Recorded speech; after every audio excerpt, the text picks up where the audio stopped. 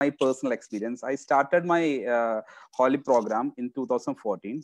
I started with the traditional settings of 100 watt to 80 watt. I was getting bit trouble in getting good planes. It was complicated by stress urinary incontinence. So slowly I started tweaking my powers. So now I'm doing, for the last 4.5 years, I'm doing the Holmium laser enucleation at the power settings of 2 joule into 15 hertz. So right now, I'm very comfortable with it. So I would like to share my technique with you. That's the first point. So let us see what is high power and low power lasers. This is purely arbitrary. There is no clear cut demarcation between high power, low power, ultra low power. We could say like high power is a laser setting from 80 to 120 watt, as now Luminis has come up with 120 watt laser also. Low power, you could say 50 watt or below. And the terminology of ultra low power still not delineated, but still we could say say 30 watt or below. These are the two noteworthy articles which has come up with the low power or ultra low power enucleation. This was an article from World Journal of Urology published in December 2017. 54 patient series, their power setting was 40 joule. And according to them, low power HOLIP is technically feasible, safe, and effective for experienced surgeons, and power is less relevant for than technique for experienced surgeons. Another article which is a little bit bigger series of 74 patients and power of 30 watt, 1.5 joule into 20 hertz, with a preoperative estimated prostatic volume of 94.5 ml, which is a bit very little bit large prostates. So still their conclusion was that wholly using a low power 30 watt holmium laser can be performed safely and without any technical problems. Mind it, see that enucleation time was very good, like 45.4 months, even though the mean size of prostate volume was high.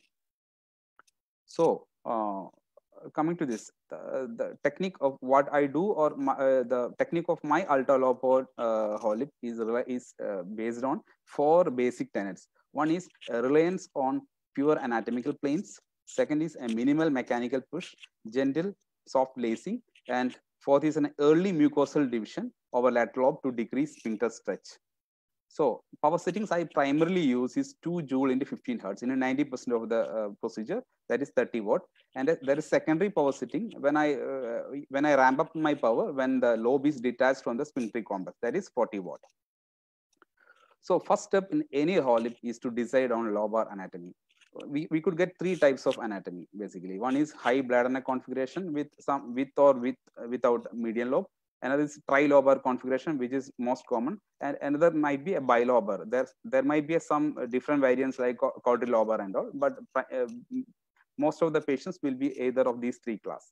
So it's very simple. If it's a high bladder neck and median lobe only, you just do 5 and 7 o'clock incision and median lobe enucleation.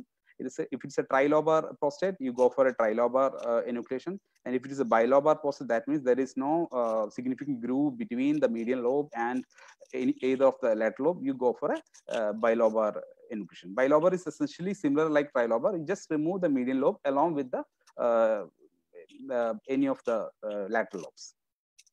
So this is a video of trilobar technique. First is a middle lobe enucleation. So middle lobe enucleation, as you know, this is quite simple and same as any other high power series. Only I'm making the incision over 5 and 7 o'clock now. This is 7 o'clock incision. This is 5 o'clock incision. I'm working retrograde. This is almost same as high power lasers, but only difference you could notice there is a very less charring, and you could easily differentiate the plane between the capsule and circular fibers of the bladder neck. Middle lobe is getting enucleated.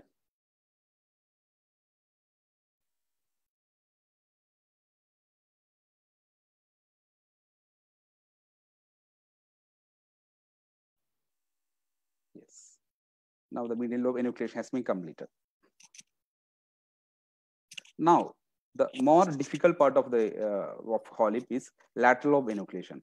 So lateral lobe enucleation, we start with first incision called curtain raiser at the lower end of the lateral lobe. I just want to explain first what is this incision all about, so that you could understand the video in a better way. So this is a simple mucosal, only at mucosal level incision, starting from the lower aspect of lateral lobe at the level of Veru, just like an opening a curtain to peep into the deeper planes of the lateral lobe. I will show the video. Important precaution in this incision is that never cut through the gland. If you cut through the gland, you will end up in the wrong plane. You will leave some tissue there. So I will show you the video.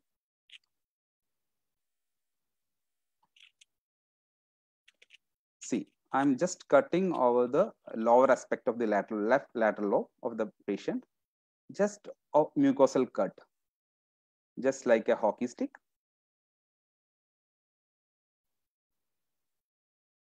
And I'm going to the depths of the process. It is a practically unedited video. So I'm just going to the depths. You could see the adenoma getting enucleated. And the important point to be noted in this step is that don't try to over enucleate the gland from this, even if you get a butter-like plane also, you don't try to over enucleate the patient. Go only till 4 o'clock position, and never enucleate the bladder neck region also, because that attachment is needed in future steps of the procedure. So this is the first step of lateral lobe. It's called curtain raiser incision, and making a plane in underneath the left lateral lobe till a 4 o'clock position. Then we go to superior incision. You could either my trick in superior incision is that you see the Veru. Just approximately, you stop the superior local incision approximately 1 centimeter above the Veru superiorly, and you slant your incision from that to enter into the enucleation plane between the gland and the capsule, or top-down dissection. So this is a superior incision and top-down dissection. So I'm just cutting over the 12 o'clock position. Then I'm slanting my incision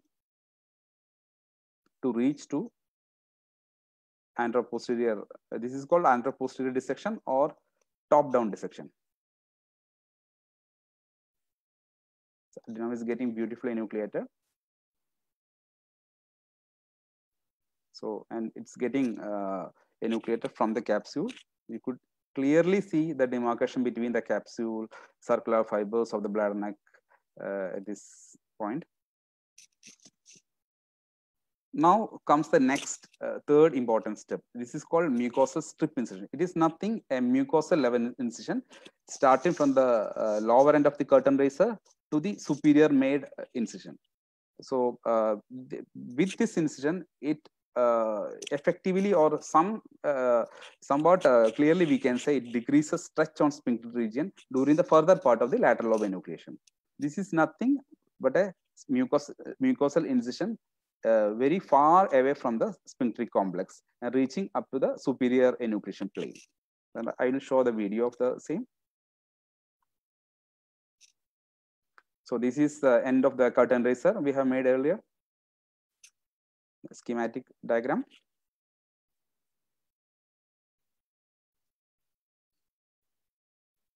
Just only mucosa. The beauty of low power is that you could clearly cut only the mucosal level.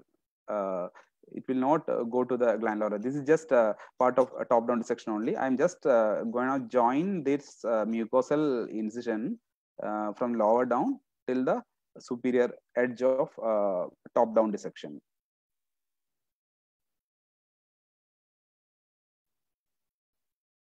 So I've reached to the top of the gland now, and I'm joined the plane earlier made by me. Yes. Yeah, again top-down dissection.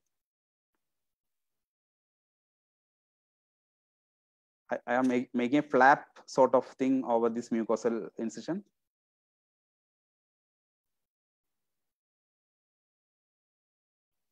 Yes.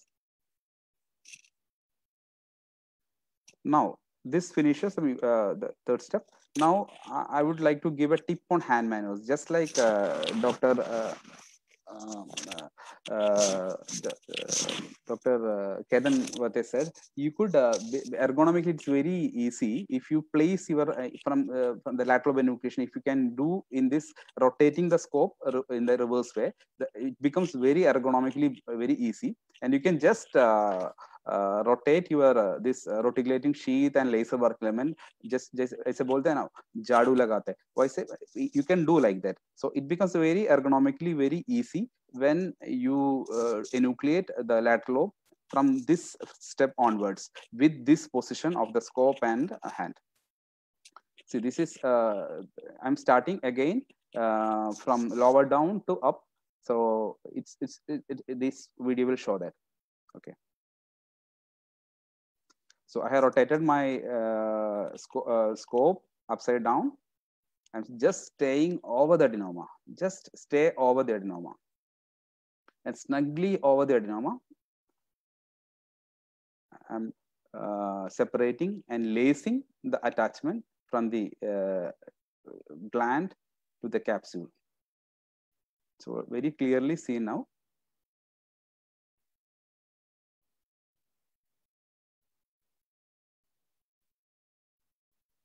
Yeah, just moving my resectoscope element in a circular motion.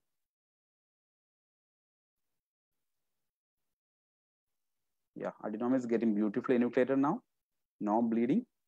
You could very safely you could very safely and snugly stay over the gland.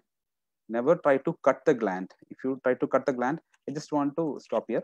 So see, at this point what happens is that the wall or lobe comes forwards into your scope like this.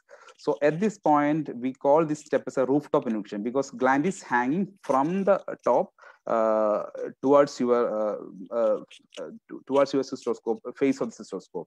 So this is called rooftop enucleation. I am staying very carefully over the adenoma.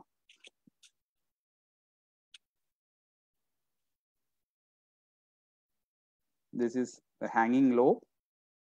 Just dissecting out the lobe from the attachments. See, there is no leftover tissue there. Staying over the adenoma in a perpendicular way. Don't try to leave any tissue over there. As other surgeons mentioned, if you leave tissue, always it produces postoperative dysuria. So the dysuria depends on the beauty of enucleation and the completion of enucleation. So this is called rooftop enucleation. I will show another video of rooftop enucleation. See, lobe is hanging down. You are staying over the gland. Very carefully, you stay over the gland. Just stay snugly over the adenoma.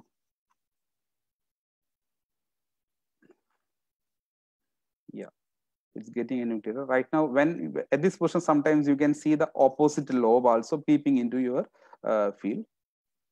See, you could see the total, all some lobe is getting like hanging down. Now you need to separate these attachments.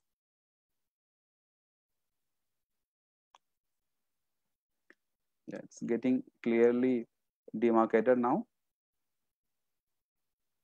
And this enucleation pane, you could try to join with the previous pane you made earlier during superior dissection or anteroposterior dissection. So this part I just want to show. Yeah, this part is the opposite lateral lobe. This part, this one is left lobe of the patient. So it's getting beautifully. It doesn't take much time, even though you are low power. The planes are more important than the power. So it's getting easily enucleated, just like peeling off. And never try to push the lobe. You try to lace it. Always lace it. Never try to push. Pushing creates stress incontinence. So, and don't rely upon the mirror peeling. Use your beak to push the lobe and off until the gland is away from the sphincteric complex. You could see now the gland is just hanging over the rooftop. You just have to stay carefully over the adenoma.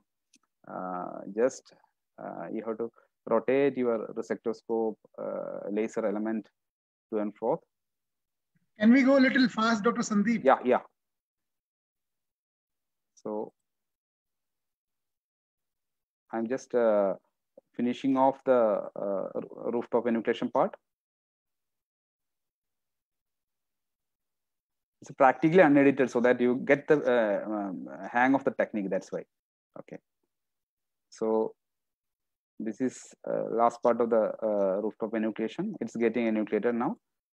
Now it's almost the gland has been completely extruded from the sphincteric complex. Now at this position, you can ramp up the power like this.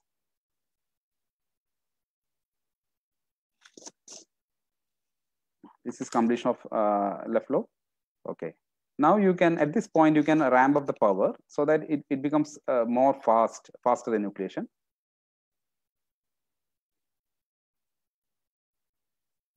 Nothing left.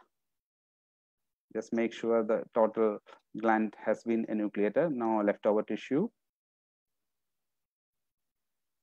Contrary to the popular perception, there is it is not that slow. This is practically an unedited video.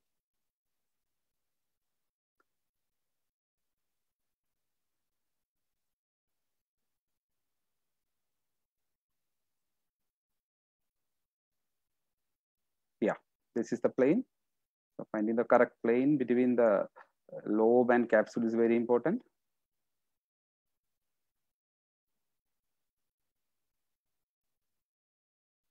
Yes, now only the last part of the enucleation is there.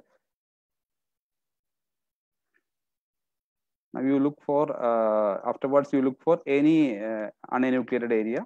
So you can do a re-enucleation of that area, like some leftover tissue might be there. Just search for that.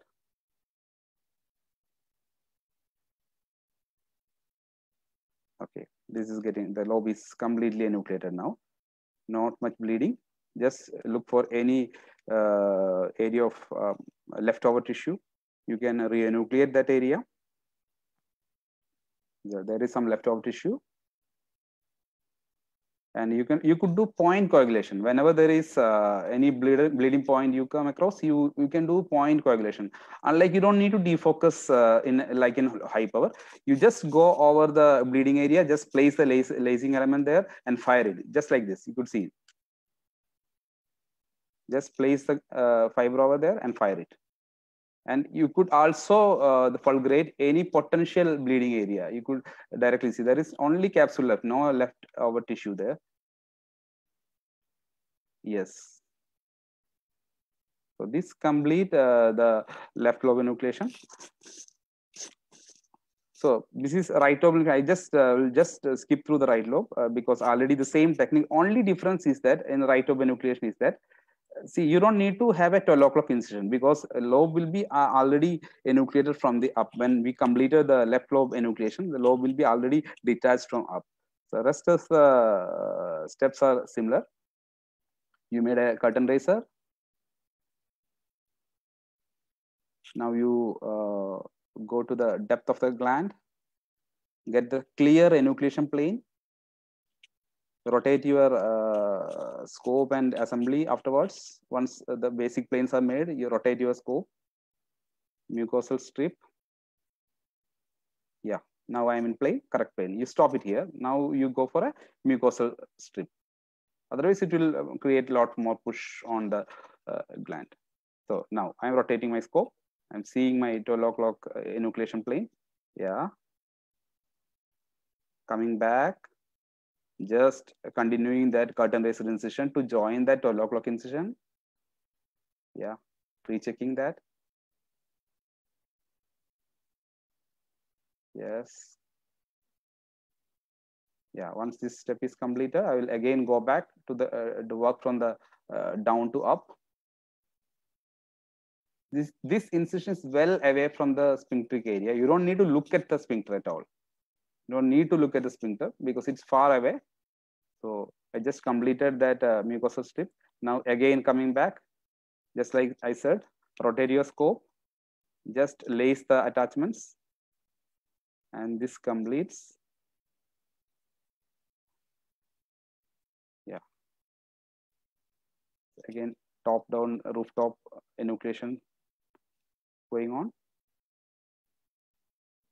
Now this completes, almost completes the right lobe of the patient, right lobe enucleation.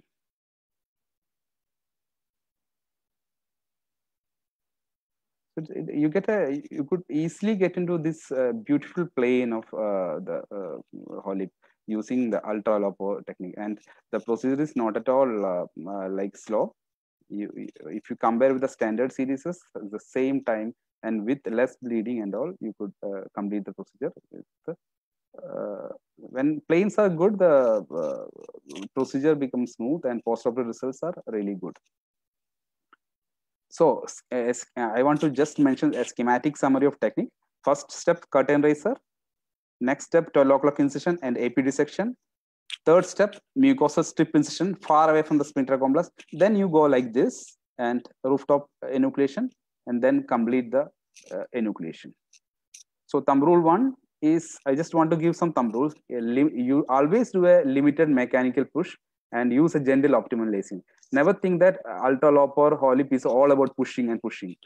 So it's wrong. We have to put only a limited mechanical push. Otherwise, patient will have a stress urinary incontinence. Thumb rule 2, always stay close to the adenoma. Dissect out the adenoma from the capsule and its attachment. So ultraloper makes it very easy. You will get a very clear and good planes. And thumb rule 3, never ever detach posterior bladder neck attachment of the lateral lobe before rooftop or superior attachment. You should have noticed I detach the last attachment as the bladder neck attachment because it acts just like a fulcrum. It pulls the gland towards in so that you get into a very good plane and you get good planes. If you detach it earlier, the lobe will fall away from you and it will be very difficult for you enucleate. This area should be laced at the final part of the enucleation. So these are the common queries I get. Is this technique only used in small prostate? No. We had done my largest gland I have done is a prostatemegaly of 306 cc. This was the amount of gland removed. It was approximately 180 gram on rough weight, weighed outside. Okay. So another common query is does it take more time? No, not at all, because great pains gives great speed and great result. I feel that temporary SUV levels is low in low power. Can we move a little faster, please? Yeah. So this is just about SUA. SUA levels are very low because this low power produces low heat. This is the primary reason. There are a lot of studies going on in these X5 models and all. So what are the advantages of a ultra low power Holip? One is a better fiber life, better laser machine life, less irritative symptoms, and a very less temporary incontinence. One disadvantage is that marginally increased risk of bleeding, which you can improve by doing extra spending 5 minutes or 2 minutes on a point coagulation. So this is our series. We have done 667 patients with a mean enucleation time of 15 minutes. These were the complications. We had a bleeding cystoscopy in 12 patients. Probably most of these patients were on anticoagulants. Temporary SUA rate in our series were quite low. With immediate temporary SUA rate is 1.5%, which is almost equivalent to the TORP. We have presented our series in World Congress of Urology, which was well received, and they published that in take-home message of the total conference. So tips for beginners to start a Holip is start with a 40 to 60 gram prostates, take clean cases first, and never give up. Use TUR loop only as a last resort. Thank you and happy lacing. Thank you all.